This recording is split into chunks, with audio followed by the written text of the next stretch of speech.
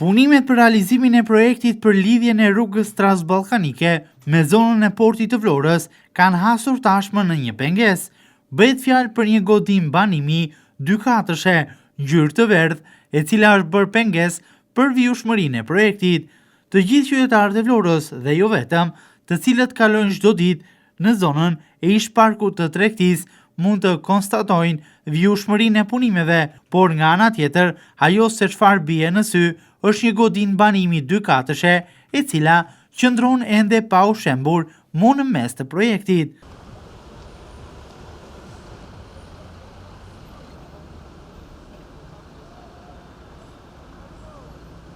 Sipas informacioneve, pengesë është bërë procesi dëshpërblimit për këtë objekt banimi. Prej muajsh, godina në fjalë është braktisur nga administratorët, të cilët pas fillimit të punimeve po jetojnë në një tjetër banesë, madje prej sa janë hequr të gjitha orendit shtëpiake, hidrosanitaret, dyer dhe dritaret, por ende qëndron në këmbë. Kjo për shkak se është me dokumentacione të rregullta pronësie dhe sigurisht duhet dëshpërblyer, ku rasti është tashmë në dyert e gjykatës, ndërkohë që vlera e kërkuar, siç mësohet nga pronarët e saj, është konsideruar e lartë nga qeveria shqiptare dhe institucionet nënvarësi,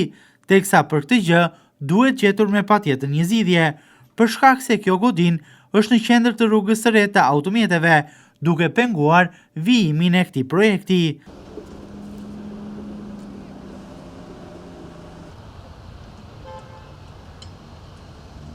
Nëse godina në fjalë nuk shembet, atëherë projekti nuk avancon më tej. Kjo është arsyeja pse punojësit e firmës që ka marrë përsipër realizimin e tij po vazhdojnë punën në të gjitha frontet ku kanë hapur deri më tani kantierin e ndërtimeve. Një prej korsisë së rrugës është hapur madje në total në të gjithë gjatësinë e saj, nga transballkanike deri në portin detar, ku aty ka nisur të qarkullojnë edhe automjetet, ndërsa në anën tjetër, për shkak të godinës që pengon, traseja e rrugës vijon të jetë ende e pezull.